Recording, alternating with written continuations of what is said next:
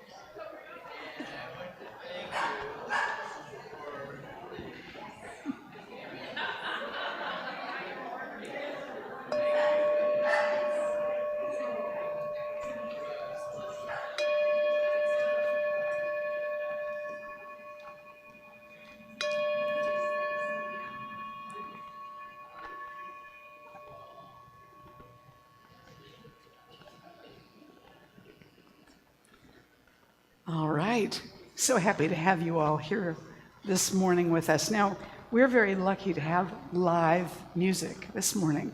We have Jennifer Berezin with us this morning, and she's going to lead us in our opening song. I'll say more about her later, but let's give her a hand. And please stand. Please stand and join us now for the opening song.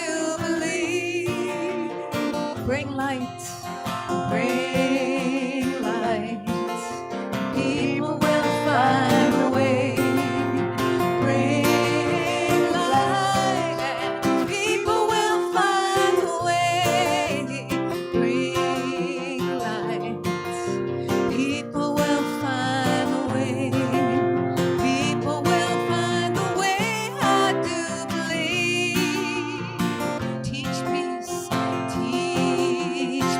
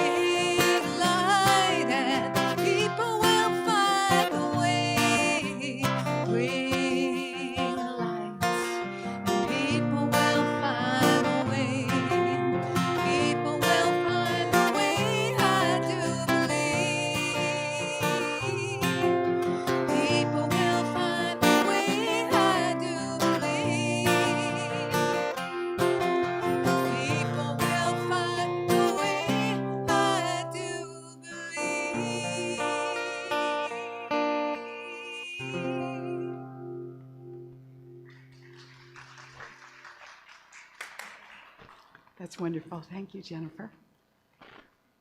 Now we're going to take this opportunity to go ahead and silence the cell phones and prepare to join in consciousness within. So I'm bringing our morning prayer practitioner, Leslie Janetti, up to do the opening for us right now.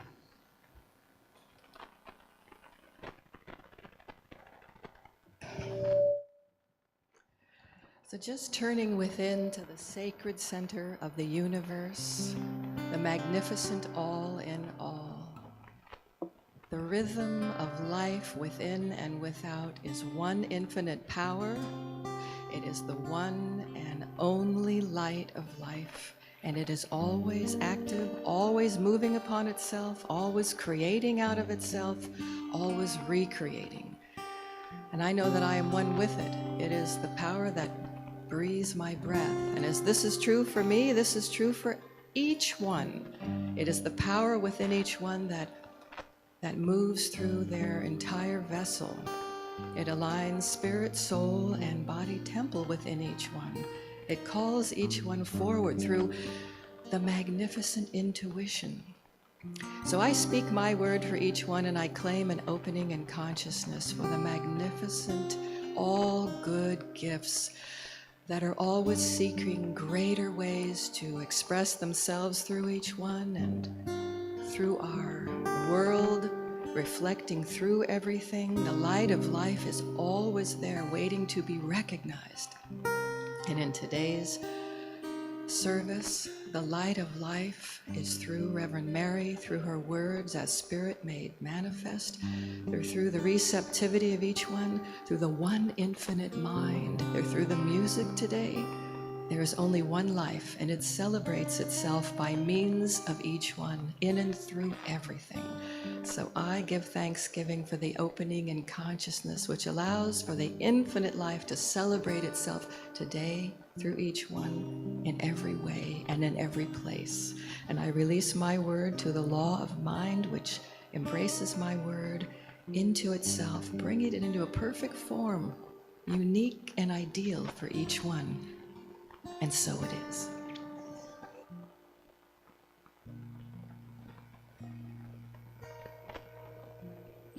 So as you know, and Jennifer Barrison is from the East Bay, so she came over to be with us this morning. She's a singer, songwriter, a producer, an activist, and her music has been shaped by her lifelong involvement with environment, women's issues, justice movements, and Buddhist practice. She approaches music as a transformative experience. You ready to be transformed this morning? She is also a leading voice in the field of music and healing, a producer of large-scale, multicultural, ecstatic musical events. She's a professor at the California Institute of Integral Studies, and she performs and teaches throughout the world. She also has a product table over here for you this morning, which I want to make sure you stop by and see when you get a chance after the service. So we are delighted. One breath at a time. One breath at a time. Where are you now? I've come to find you, to wake you slowly, gently remind you, a ringing bell, a flickering light, growing brighter in the night.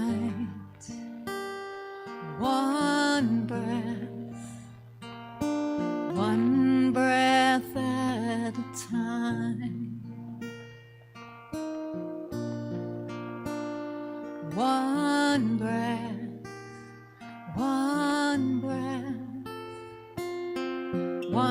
breath at a time. One breath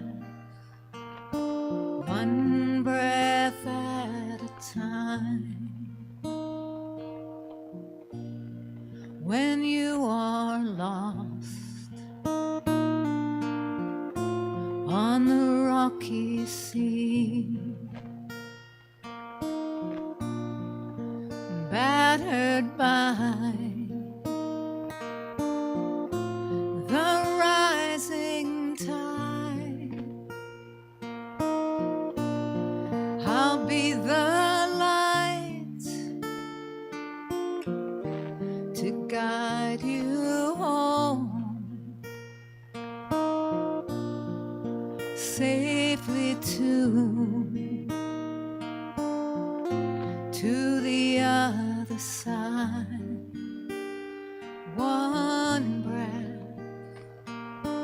One breath at a time.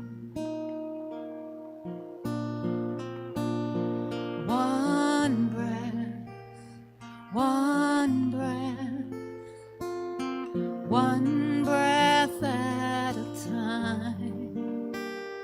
One breath at a time. In the silent dawn, I will speak your name. When this world is gone, tell me what will remain. You're the sky that holds, the moon that wanes, the tumbling stars, the falling rain. One breath at a time. One breath,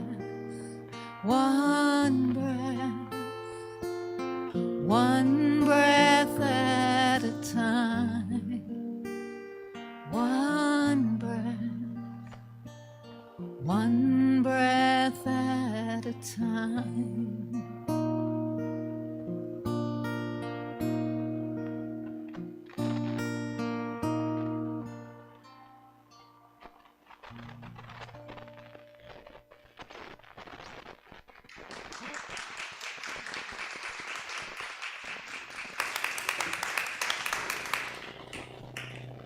Thank you, Jennifer. We're getting a lot of buzzing coming out of this speaker over here.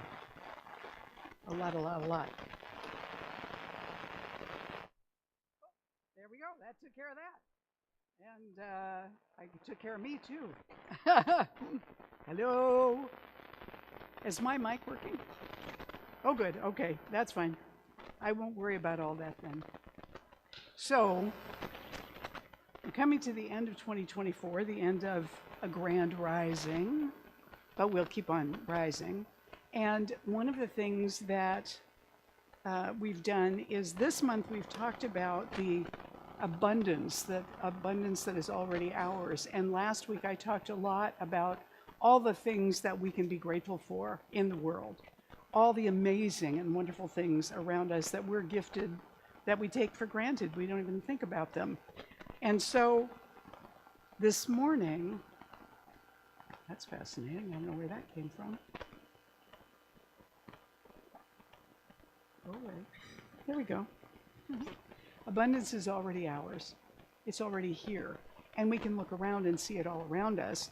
But one of the things we don't remember to do is to look also at what is near and what is within with a certain amount of gratitude and appreciation. And so the things around us that we take for granted, that's one aspect of abundance that we overlook, but another one is ourselves and those most dear to us. The things that we very often take for granted are us and them. So you may have received yes, they're working on the speaker. Let's acknowledge this so that everybody can shift their attention back over here. Yes. Oh, and also want to wish happy birthday yesterday to our pal back here, Christine Geiger, who just celebrated a birthday yesterday. Yay, happy birthday. And as we acknowledge her and appreciate her, I was about to say, you may have received your Thanksgiving cards back in the mail if you were here last year, but said what you wanted to be grateful for at this time this year. So we're going to do that same exercise this morning, but I want to do it a little bit differently. Everybody, when you came in, you got a card and the envelope, right? And hopefully maybe a pen if you needed a pen. Anybody not have a pen who needs one? 1, 2, over here. Oh, and Deborah. Deborah needs one, Frank needs one, Julie needs one over here on this side of the room, and Sarah needs one right there, okay? So this morning, what I'm going to invite you to do, Julie needs one here, and Deborah needs one back there, and Frank needs one also. Pens, pens. One more for Frank. Give a wave, Frank, so Julie can find you. Yeah? Very good. So this morning I'm going to ask you to do something a little weird. Just because it's time to ask you to do something weird. So what I'm going to have you do is on the back of your card, I want you to, not on the face where you're going to write what you want to be grateful for next year, but on the back, I want you to write 2 things you appreciate about yourself. Okay? 2 things you appreciate about yourself.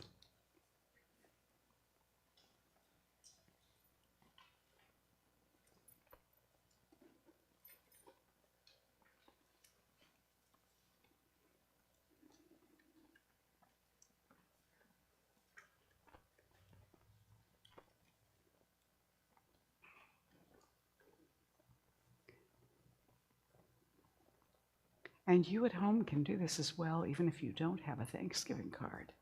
Just find something to write on and write down 2 things about yourself that you appreciate. And after you do that, underneath that, I want you to write down 2 things you appreciate about someone else.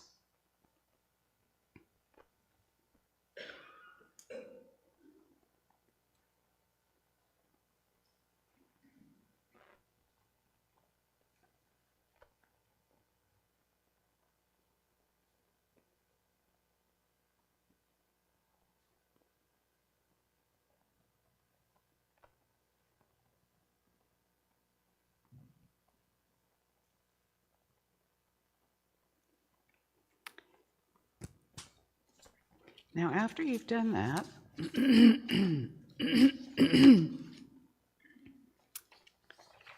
I want you to think about, before you write it, I want you to think about something that you would like to be grateful for next year that affects you specifically or is about you specifically. Something that you could imagine happening for you in your life, or something you could imagine yourself evolving into. But before you do, I want you to think about this. What would have to change in you for that to occur? Be honest with yourself. What thought would you have to change or belief for that to occur? What behavior would you have to change for that to occur? And are you willing to do that? Are you willing to change in that way? Because if you are not, maybe what you really want to write down to be grateful for next year is a shift in your willingness. So I want you to write down something that isn't just like, oh, I'm going to write down this thing like it's a magic wand, but actually look at what transformation are you asking the universe for in yourself. Because remember, a practitioner cannot deliver to anybody anything. The creative law will act on that treatment, but it will only make a difference to you as the client if you're willing to accept what comes with that change, to get out of your own way. So it may be an idea that you have to let go of, or it may be an idea or a belief that you need to be willing to take on in order for this to manifest in your life. Is this making sense what I'm saying to you? Any change we ask for is a change to us, in us. So what you want to be grateful for next year absolutely is a change in yourself. How do you want to word this change that you want? However big a bite it is, are you willing to stretch into that bite? And Dana made a suggestion today. He said, I suggest that people take out their phones and take a picture of this so they can keep it with them during the year. And it's not a surprise when it comes back in November like it was just a magic wand. So I offer that to you as a suggestion. Now that you have the rules, go ahead and write down on the front what you would like to be grateful for next year, knowing that that affects you. And then go ahead and address your envelope to yourself. Put the card inside and seal it. And we're going to collect those in just a moment. Now, those of you at home, what I invite you to do with yours is to put Thanksgiving 2025 on the outside of it and put it someplace where you won't lose track of it, so you can open it up and look at it, maybe periodically, but definitely again next November. So go ahead and write what you want to be grateful for.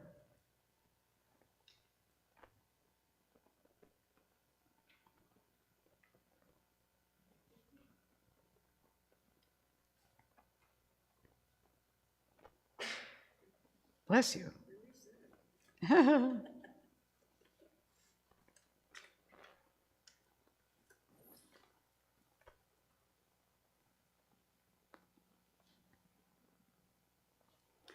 And then go ahead and, when you've written it, go ahead and seal that in your envelope. You don't have to lick it, by the way. You can just peel the thing off. And then we will very consciously throw all those away later. Don't put them on the floor. And then I'm going to invite the ushers to come and receive them, just like they do when we do our offering. So ushers, when you're ready, you can go ahead and stand up and get your baskets and then just pass your sealed envelope to the middle, and the ushers will collect them down the center aisle. Erica, can I give you mine? Thank you. Very good. So just pass them to the center, and the ushers will collect them and receive them. Yes. Okay, and Hillary is going to come around and collect the pins. That will be good. Thank you, Hillary. I appreciate that. All right. Because today we're talking about all good gifts around us. How many of you know the musical play Godspell? It's also a movie. All good gifts around us. One of my friends actually played the role in a local production in Seattle who sang this song. And so I always hear him singing it whenever I think of this. All good gifts around us were sent from heaven above. So thank the Lord, oh, thank the Lord for all his love. I really want to thank you, Lord. So we don't do thank you because that immediately implies a separation from the infinite, and we know that we aren't separate from the infinite. So what we want to do with all good gifts around us and within us is experience that uplift of delight and appreciation for those things, including the qualities that we bring. Now, one of the qualities that I enjoy, and if you've been around at all, you know this, is humor. So I want to share this Thanksgiving story with you. When Ken and Lydia were given a turkey to raise for Thanksgiving, Lydia took on the responsibility with enthusiasm. She fed it, talked to it, and far ahead of time, invited both sets of parents to the big dinner. And as the days drew closer to the holiday, Lydia became more and more quiet. Finally, on the day before the big feast, she burst into tears and told Ken, "I can't do it." Ken calmed her down and promised he would take care of everything. He went outside and after a short while returned with a limp turkey under his arm, trailing a whiff of chloroform. Putting the bird in the refrigerator, he suggested they go to bed and deal with dinner preparations in the morning. The next day, Lydia woke early and went into the kitchen. She opened the refrigerator door and out flapped the turkey. Her screams brought Ken rushing down to find his wife on the floor in a dead faint and the turkey tottering unsteadily around the room. When Lydia revived, Ken had put the turkey out in the yard, where it lived out its life free from stress and fear of extinction. As for us, we all decided to go out to eat. No one ordered turkey. When I read this yesterday, the vision of her opening the refrigerator door and having a live turkey flap out was so much I laughed out loud by myself at my computer. And then the idea of a fellow coming in and finding his wife in a dead faint on the floor with a drunken turkey staggering around the kitchen seemed equally hilarious to me. We step into these big moments, these big holiday experiences. That's right, Coco. We step into these big experiences, and they often ask more of us than we feel up to. Whether it's cooking a big dinner for a whole bunch of people or putting together a meaningful talk on this Sunday before Thanksgiving, these things can seem challenging and overwhelming to us. Like, how can I say something that's going to be as meaningful as we'd like this holiday to be? And I flailed around yesterday trying to figure out what I really wanted to say about all good gifts around us, because I felt like I kind of already said it last week. But one of the gifts around us that we don't realize we have is ourselves. Oftentimes, when I would do a women's retreat, we would open each day and close each day by honoring the directions, not just the 4 cardinal directions, but also above, below, and within. And sometimes honoring the within became the most moving part of opening or closing the directions each day, recognizing and bringing actual appreciation and attention to this mystery of each one of us, of thinking about what an amazing thing we are, not only physically, which is a miracle, but also intellectually, emotionally, spiritually, and in every other way that we interact with the rest of the world. We are an inexplicable miracle, really. Yes, we understand some things about human beings, but there's so much that we don't know and don't understand, and why it is that every single one of us is unique. Even identical twins are not exactly identical. So we have this amazing gift that we learn how to criticize and find fault with and diminish without doing the commensurate opposite of appreciating this mystery that we get to experience, which is us. Are you with me here? Is this making sense? When we talk about appreciation, it's something that has actual medical effects. It has actually health-giving effects when we are appreciative, grateful, enjoying something, and we acknowledge it. We acknowledge it to ourselves or to the other person.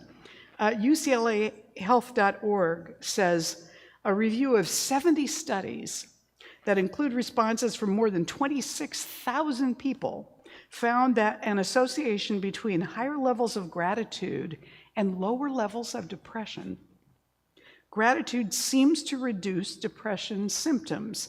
People with a grateful mindset report higher satisfaction with life, stronger social relationships, and more self-esteem than those who don't practice gratitude. And gratitude is a necessary practice because our minds are not designed to move toward gratitude.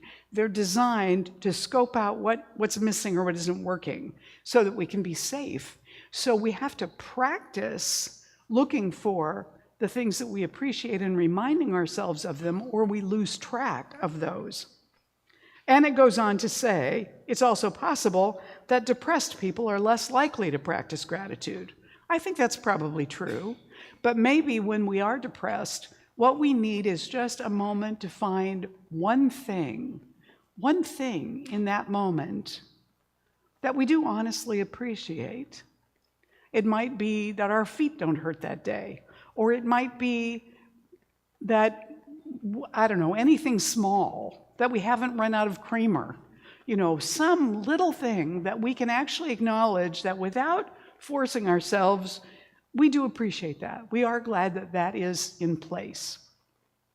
And then it goes on to say several studies show that a grateful mindset positively affects biomarkers associated with the risk for heart disease. And I always wonder, when somebody dies of a heart attack, we know all the medical, physical reasons why that's supposed to be true, but I wonder if they've had trouble receiving love in their lives, or if they've had trouble experiencing appreciation of love in the world, or if they have trouble being compassionate, or if it's just a mystery with that particular person and there's I can't point to anything like that. But I wonder, what do we do that helps our hearts function better other than eating and exercise and that kind of stuff? In the way that we think and choose to respond to the world, does that open and soften the heart chakra, giving the heart more energy, or does it close it down little by little, more and more? The Mayo Clinic says, referring to this gratitude effect, if a pill could do this, everyone would be taking it. Your brain is designed to problem solve rather than appreciate, it says. You often must override this design to reap the benefits of gratitude. Remember that behavior changes biology. This is from the Mayo Clinic. Acknowledging gratitude and being mindful support a positive shift to improve your mental well-being and health. I love that. Behavior changes biology. We have a lot of stuff in our genetic code where parts of it are switched on and parts of it are switched off. It's unique to us how that's set up, but some of the people that are looking into the way in which those genetic settings, those genetic markers operate, have determined that those that are off can be switched on, those that are on can be switched off, depending on our environment, our behavior, our choices, and what we immerse ourselves in. So perhaps, let's imagine that we have gratitude and appreciation switches in our genetic code, and some of them, for all of us, are switched off, maybe not the same ones as somebody else's. Think of somebody some category of people you don't have as much compassion for as another, okay? We all have something where we withhold a little bit from folks in that category because after all, whatever our reason is. Suppose that by finding ways to soften toward that group, we flip on a gratitude switch in us that allows us to receive and experience more good in our lives and more appreciation of ourselves, as well as that group. We benefit, and so do they, by that changed vibration in belief or thought. You with me here? This is a practice. It's not something that just happens. It's not something that we can hope for or throw lip service at, if you can throw lip service at something, but it's a practice. It's something that we choose to enter into. Willie Nelson, a great spiritual leader, said, "When I started counting my blessings, my whole life turned around." That's quite something coming from Willie Nelson. I can appreciate that. So we want to appreciate each other and appreciate ourselves. When you look at these two little girls, one is receiving, one is giving, but both of them are benefiting from this mutual appreciation that's happening. So, have all the cards been collected? Okay, so we want to make sure the cards all get collected. So pass them to the middle. Just pass them to the middle, and let Erica come and get them. So if you're on the aisle, she'll come and get all the cards from you that are still coming. Let's think about how we can create that greater sense of appreciation of our own lives and ourselves. Most of us, not everybody, but most of us kind of err on the side of appreciating things and experiences, but much more than we appreciate ourselves, because after all, we know ourselves just about better than anybody else, and we know what's not good here in this country, right? We know things that we should be doing better, but we're not. We're choosing not to, or we don't want to. We know we're not perfect. And that image of us within ourselves is so big that we don't realize that you can't love your neighbor as yourself unless you love yourself. The only amount we can give to our neighbor is what we're also willing to give to ourselves. And as we teach in Science of Mind, there's only one. What goes around comes around. But it goes around from somewhere. It goes around from us. We're the generators of that, what goes around. So if what we're holding here is judgment, dislike, rejection toward ourselves, that's what's coming around. It's going out in the world. It's also coming back to us. We want to now give out something that's of higher quality to the world. We want to love our neighbor as ourselves, even though that's a tall order in the best of circumstances. But we know that we must also honor even the quirks and foibles and shortcomings of ourselves. If we honor ourselves, suppose that each day, as the day began, you chose to welcome yourself in the morning in a way that made you feel like you belonged and you were seen and cared about. What would that be like? David Spangler said in The Call, this is the background call in the life of each of us, like the background radiation of the universe, the call to treasure and value and love one another and all the other creatures and things of the earth. And this is not David Spangler. We have to begin here. It sets the tone. Many years ago, when I was in a personal growth training, one of the things that was observed, and I think this is probably true, although it really caught me up short at the moment that it was said, children are very rarely allowed to have more self-esteem than their parents. Think about that. Children are very rarely allowed to have greater self-esteem than their parents. Were you ever told not to be too big for your britches? Were you ever told that you think you're all that and a piece of cake or whatever? That somebody trying to take you down a peg from your own self-regard. Now, if you're a narcissist, I could understand how that might happen, but for an average person, that we take that in, and rather than it stimulating some desire to get even, what it does is it makes us feel small, and we make ourselves smaller to match that idea. What if, when we went to school as children, we experienced at the beginning of the day something that acknowledged us in a way that said to us that we had value?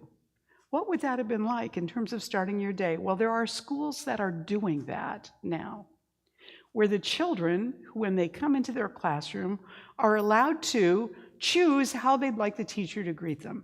And I want to show you how this is working in one particular school. The driver for learning is the social connection. Activating a child's cognitive skills begins with activating their social connectedness. Children in this school are starting the day with an adult saying to them, I see you, I know you, I'm connecting with you, and you're important to me. We start each day by greeting every kid at the door. Good morning, Declan. You look pretty, Miss Turner. Thank you, baby. Guess what I sang this weekend? Every classroom does some variation of, would you like a high five, handshake, or hug? Essentially, it's, what greeting would you like? How you doing, handsome? Good. There is a great deal of cultural sensitivity and empowerment for children to say, here is how I want to greet you. High five, handshake, or hug. You got your hair done? Good morning, Molly. You got your hair done? Let me just turn around. I love it. All right, we're gonna have a good day today? All right. High five, handshake, or hug.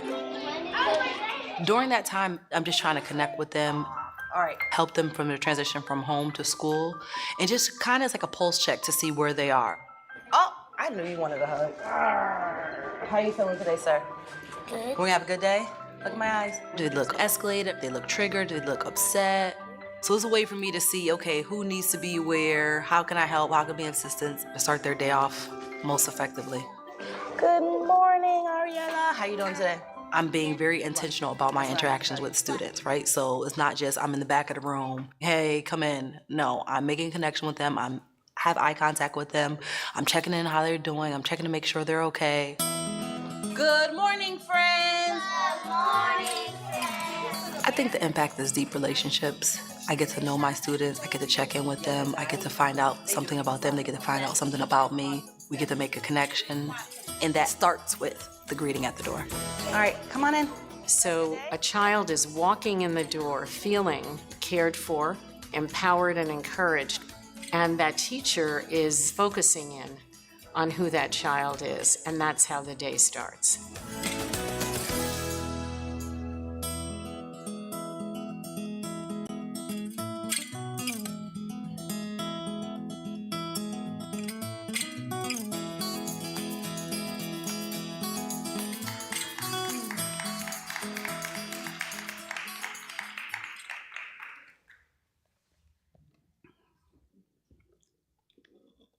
So which morning greeting would you choose? Some of them offer a whole bunch of different things, like this is high five, fist bump, handshake, hug, wave, or a new way. Sometimes kids want to do a little dance. The teacher will do a little dance with them. Sometimes they want to sing a little song, and the teacher will sing a little song with them. One teacher has a different sort of handshake thing for every single kid, and he remembers all of them. You know, it's something to really be seen and acknowledged. Or in this case, the kids can change their minds. You know, today I want a hug, tomorrow I want a high five, or I want an elbow bump. And they just say what they want, that day. It doesn't have to be the same every day. What I love about this teacher is she's saying that not only is she giving them the greeting they want, she's making eye contact with them and she's looking to see how are they emotionally? What are they feeling? What are they doing? Do they look triggered? Do they look upset? Are they in their body?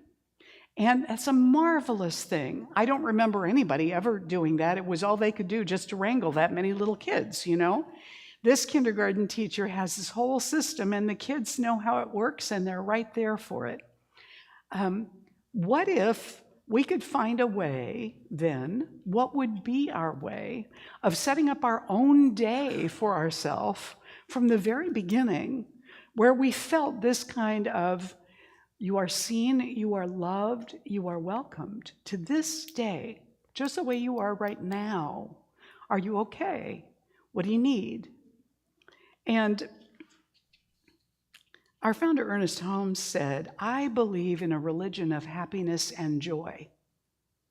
There is too much depression and sorrow in the world.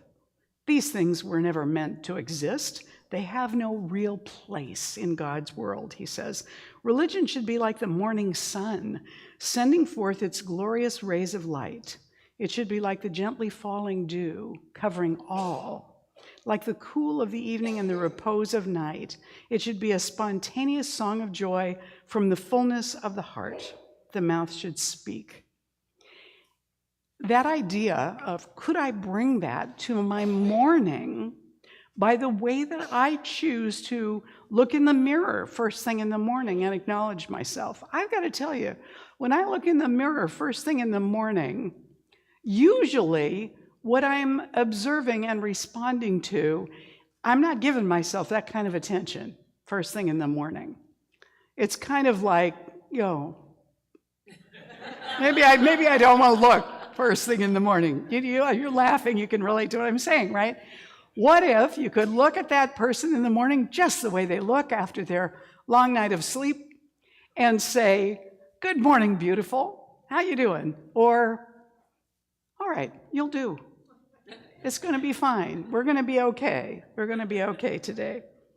Which kind of greeting would you like? If you could go back to who you were at 5 years old, what greeting do you think that you would choose? A handshake, a wave, a hug, a high five? What would you choose? It's an interesting question, thinking back to who you were at age 5. Stephen King said, "Don't let the sun go down without saying thank you to someone and without admitting to yourself that absolutely no one gets this far alone." Isn't that great? Just recognizing that somebody's made a difference in your day. Even if you were home all day, maybe you're saying thank you to your pet. Maybe you're saying thank you to somebody online who said something or posted something that was uplifting or made you laugh or smile or gave you some information you didn't have before. To put out a thank you, just to put it out. And then I would add, find something to appreciate about yourself for that day. Just that. You know, some people keep gratitude journals, and that's wonderful if you do that. But if you're like me and you forget to do that, then just take a moment to say thank you to yourself and to someone else at the end of the day. What was this day like? Matthew Fox pointed this out.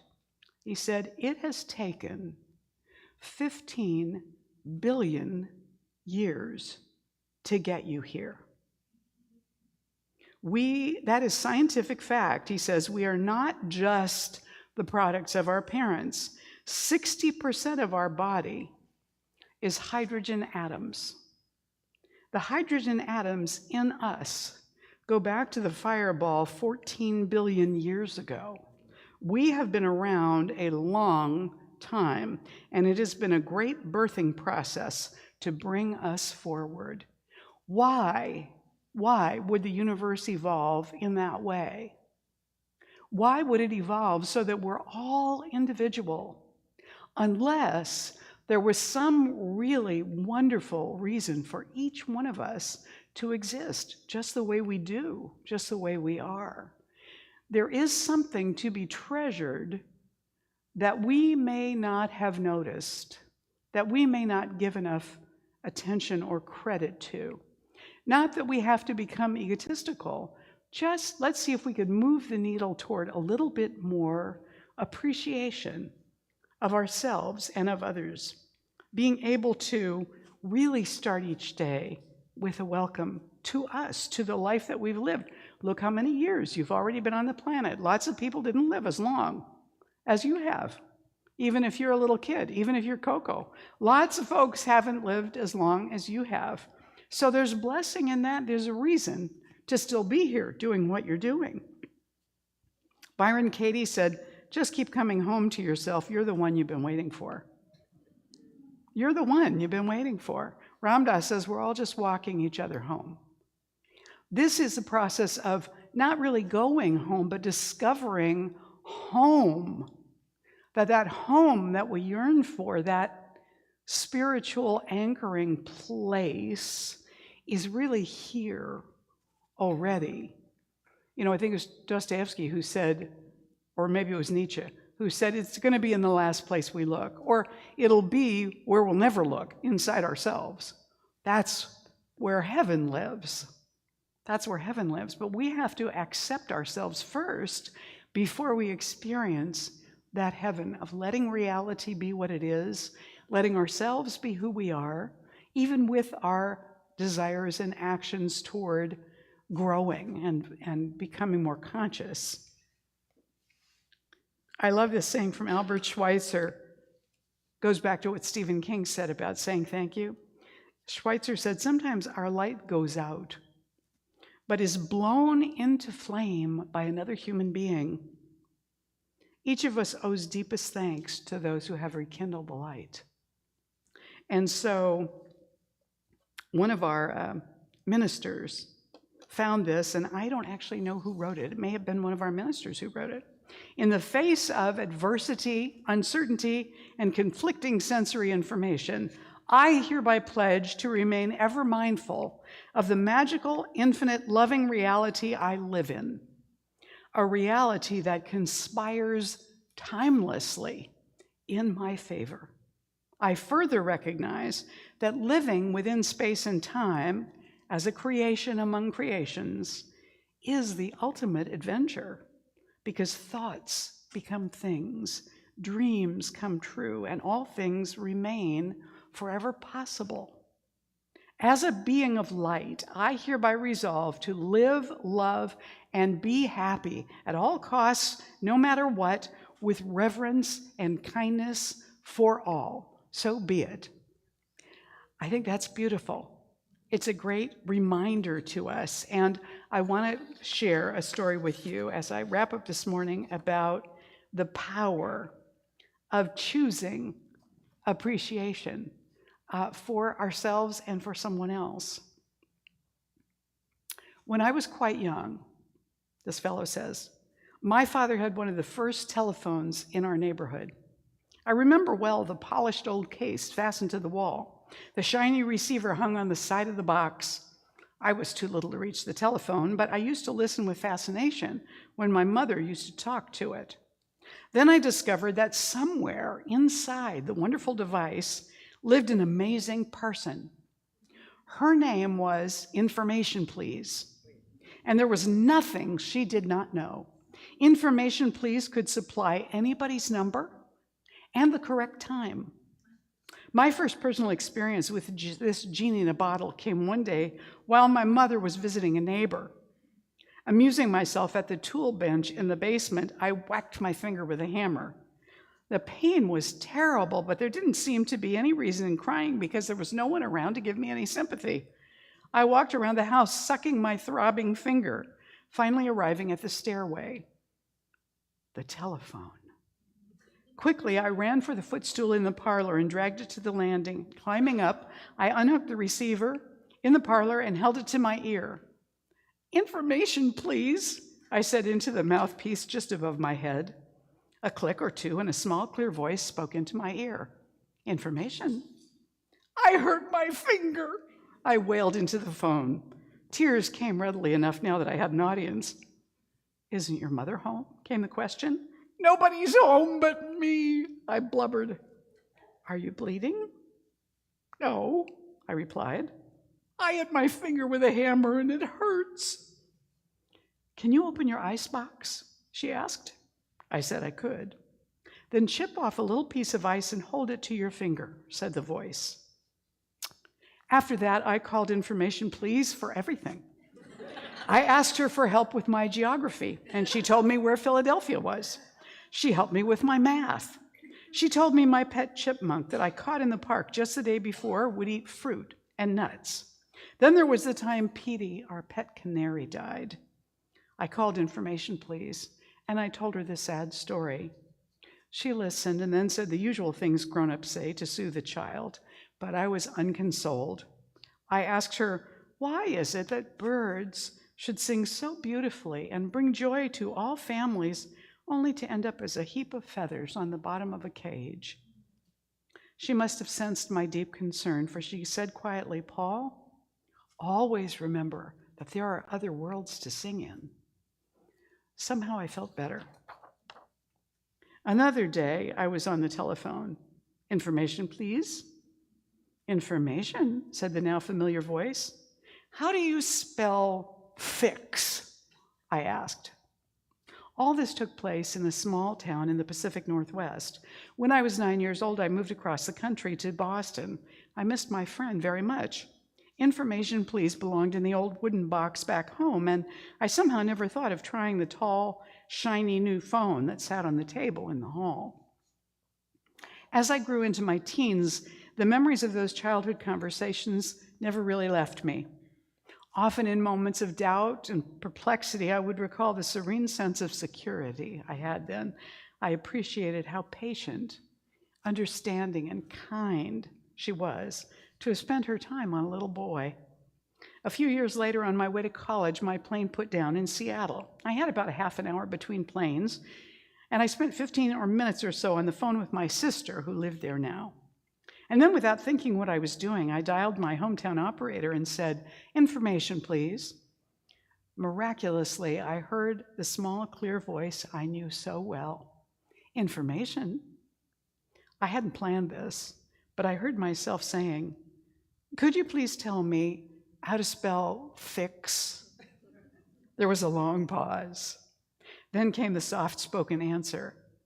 I guess your finger must have healed by now. I laughed. So it really is you, I said. I wonder if you have any idea how much you meant to me during that time. I wonder, she said, if you know how much your calls meant to me. I never had any children, and I used to look forward to your calls. I told her how often I had thought of her over the years, and I asked if I could call her again when I came back to visit my sister. Please do, she said. Just ask for Sally. 3 months later, I was back in Seattle. A different voice answered, information. I asked for Sally. Are you a friend? She said.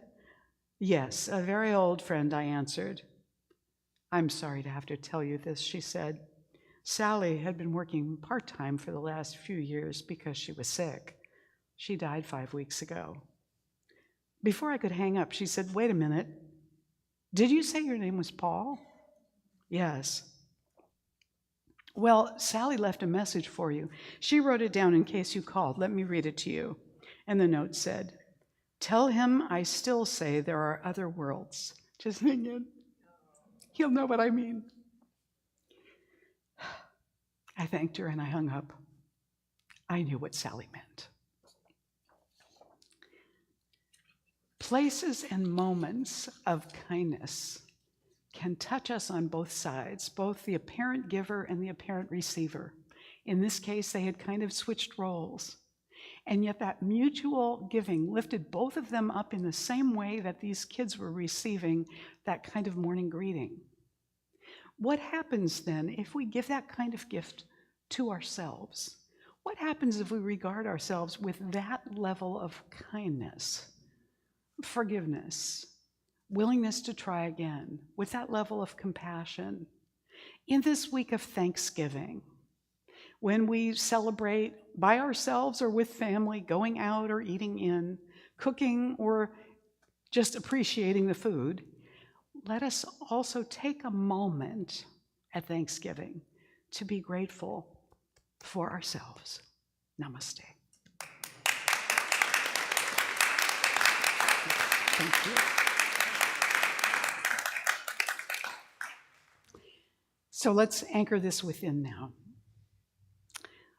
As we turn within, we recognize and know that the one presence that exists everywhere in everything all the time, this infinite intelligence, this mystery of order and harmony, is right here at the very center of each one. It is here in me. It is here in you and in this room, this presence of oneness, of harmony, of wholeness. We resonate and live in it. And we are cherished and loved by the one. So we know that we are somehow worthy of that love. Today we open a door in our hearts to ourselves. We welcome ourselves home. We bless all the gifts that we've been given and call forth that ability to use them wisely and well, to trust our intuition for when to give them, to live in appreciation of the moment and of all the uniqueness that we are, that we know we are, and that we have yet to discover that we are. We are grateful right here and now for ourselves and each human being, those we love and those we don't even know, those we agree with and those we most vehemently do not agree with. But this regard belongs to all of us because we are. And so we send that forth right now in love to every soul. And deeply, we offer it also to ourselves and accept with gratitude. We let this prayer go into the creative law of mind and spirit, allowing ourselves to be reminded moment by moment to appreciate ourselves in all of our uniqueness. And we give thanks that we have this opportunity, this awareness, this reminder, and this law to support our intention. We let this prayer go then in love, and we just let it be. We let it do its work. And together we say, and so it is. Please stand and join me for the morning affirmation.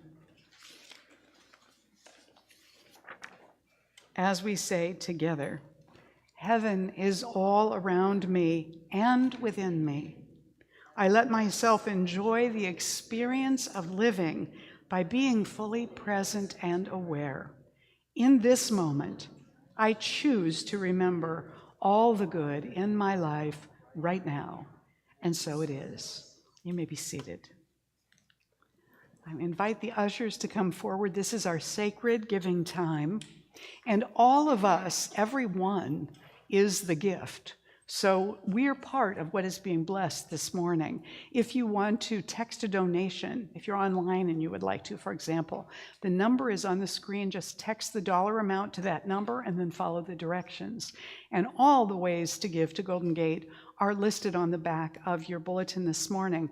And I would encourage you today, if you can put in extra, to consider stretching a little and doing that. We have been behind for some months, and we would like to begin to recoup and fill those coffers back up to even, at least, or better. So we invite and encourage that. Now, if you're here for the first time this morning, your presence is your gift. But we are going to bless all these gifts in the room and those that are being given financially right now by holding our hands to our heart with that gift, or just holding your hands to your heart as we say this together. This gift I give is God in action. I now send it forth to bless and to prosper. I know that everywhere it goes, it is creating a world living in love, one heart and one thought at a time. And so it is. And I'm going to bring Jennifer back right now as well.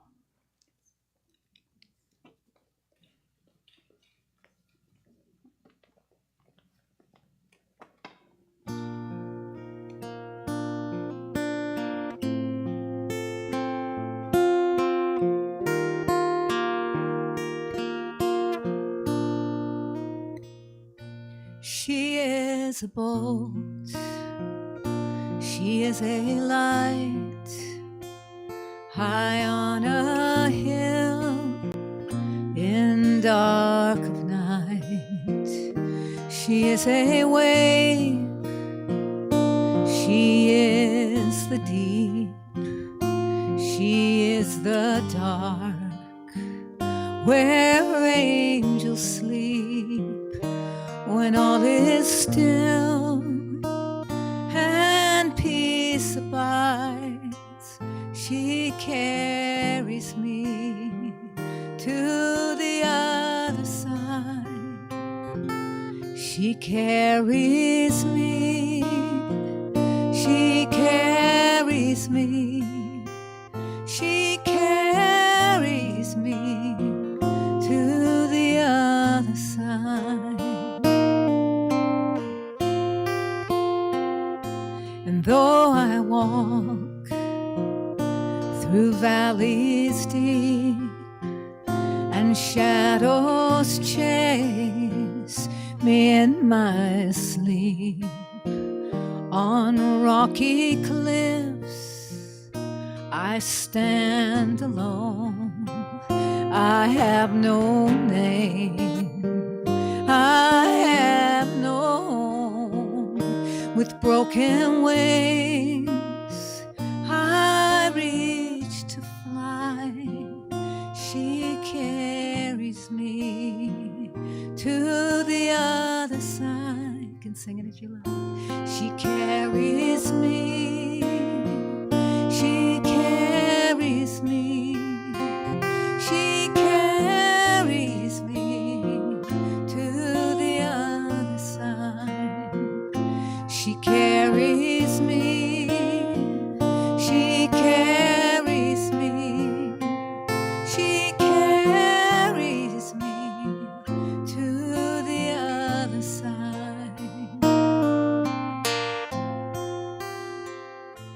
1,000 years, 1,000 eyes, 1,000 ears to hear my cries. She is the gate, she is the door. She leads me through and back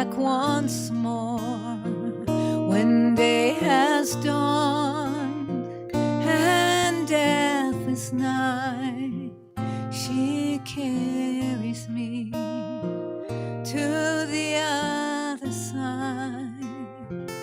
She carries me, she carries me, she carries me to the other side.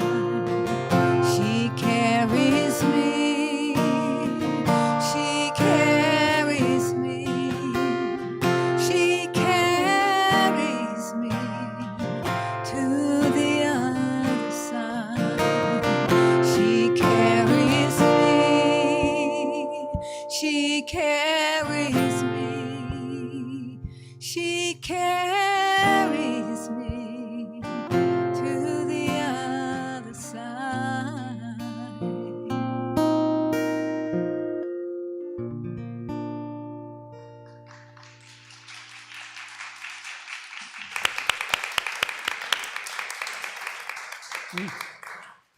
Thank you, Jennifer. So we do, all of us, on behalf of Golden Gate Center for Spiritual Living, accept this offering with love, and we send it out in the world to cultivate more self-regard and kindness everywhere that it goes. And so it is.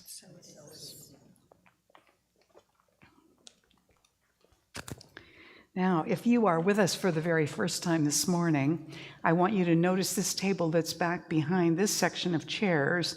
That has all handouts on it that you're welcome to pick up and take with you. And if you go and get a welcome packet, which are in the envelopes, they say welcome right on them, get one of those, take the blue card out and fill it out. Give that back to Galen, and she's going to give you a little book, which is our thank you gift to you for being here this morning, and our invitation to you to come back and be with us often so we can get to know you in the future. Also, I want to take a moment just to thank everyone that has participated in making this morning happen for us. And I want you to notice particularly that Leslie Janetti's altar has a stuffed turkey on it. You can tell it's a turkey because he's got the thing. I don't know what this little thing is, but turkeys have that. And that beautiful turkey is there blessing your Thanksgiving in advance. So let's give a hand to everybody that participated this morning, including a special hand now for Jennifer, too, for being with us this morning.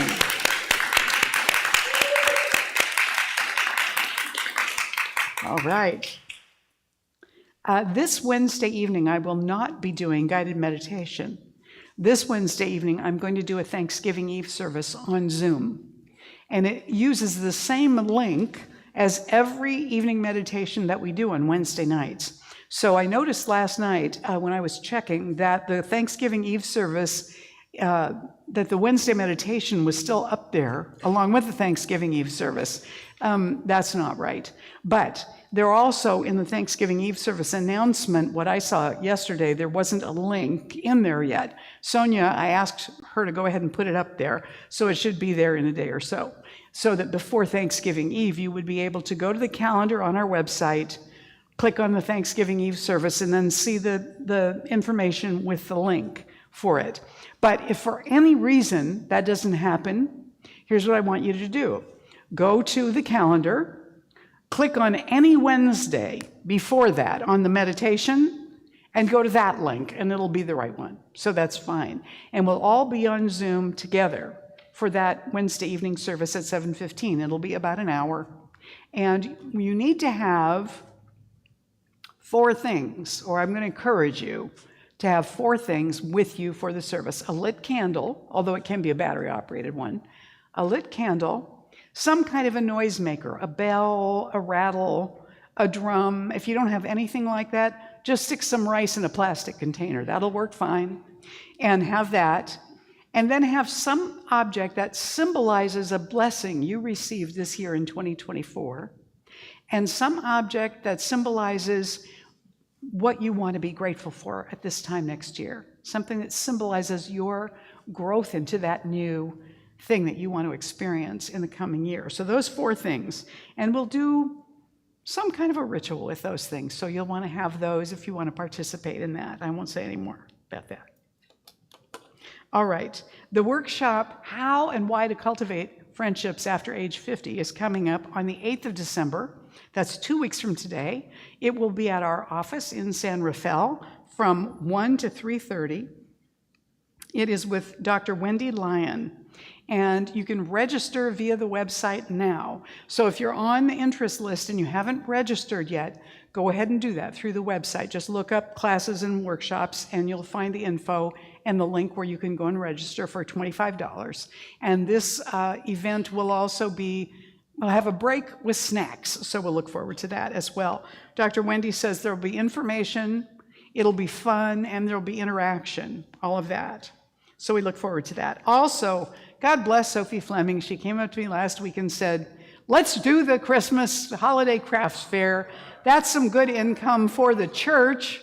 And because everybody that participates in the crafts fair who sells something gives a portion of that back to Golden Gate. So we receive income from that. It gives you an opportunity to support people in the congregation who are artists or craftspeople. And so that will happen on December 15th.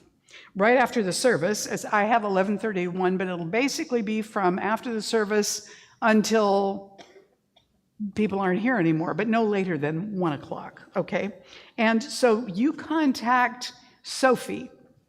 You can either leave her a voicemail at her number, or you can email her and let her know that you want to be a vendor if you have something you've crafted that you want to sell. And also she said to remind you that the Inflation Buster $5 table will be up. So, you know, Sophie brings us now. Sophie's back there. You can talk to her this morning if you have questions. She's a very tall blonde back there. Yep, you can let her know. And we're looking forward to that in 3 weeks. So that is coming. Also, the per table fee, you know, if you don't sell anything, we're not going to charge you the table fee. So don't worry that you're going to lose money on it as a vendor. You won't. All right. Also, our beloved Jet, who is out of the country at the moment, oh no, she's sitting right there. I'm sorry, Jet's back. I just materialized her right there in the room. She's right in front of my face. She has offered to do one of her incredible Fifth Sunday brunches the last Sunday in December. Now, you know, if you've ever been to one of those in Tiburon, there is virtually no parking. What you need to do is gather in the parking lot, you know, at the bottom of the hill there in Tiburon, and carpool up, because there'll be a few parking places, but not too many there at the house. Also, you do not need to bring any food unless you have dietary restrictions. If you do, then you need to bring, you know, whatever it is that you need to eat. Otherwise, the food is there, and believe me, it's incredible. So sign up at the back if you intend to come, because Jet needs to have a clue how many people are going to be descending upon her. And let's give Jet a hand for being willing to take this on yet again. We love that. Also, as I said earlier, we are running a shortfall. If you are one of those who does contributions at the end of the year to boost your income tax return, or to do your income tax return a favor, we would welcome all or a portion of whatever it is that you still need to distribute. So please remember us when you get ready to do that. Your gifts are so, so welcome. And finally, I want to remind you, prayer. You can stop here to talk to Joyce and have a prayer from her, put a request in the box, sign up for a practitioner to phone you and give you a prayer.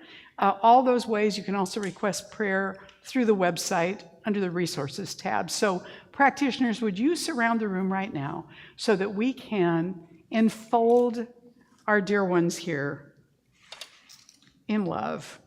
As we close with prayer today, we know together that each one of us brings a unique gift into the world. And so we open our willingness to allow that unique gift to be given, knowing that we are intuitively aware of when that gift is needed and wants to be given. And we are completely willing to be the pass-through for the infinite, for whatever that gift is, to those or that one, or to ourselves, where those are needed. We're grateful to know that everyone brings a gift. We're grateful to know that all of us are gracious, grateful receivers. So we bless this morning. We bless our awareness and our growing consciousness, and we let this prayer go to bless our Thanksgiving week with delight, laughter, love, joy, and harmony. And so it is. Please stand and join us for the closing blessing and song right now. As we say together, I now walk so that whoever walks beside me dwells in the presence of God, and whoever places a hand in mine is lifted, and whoever thinks of me is illumined with God consciousness. For spirit and all people and I are one eternally. And so it is. Take it away, Jennifer.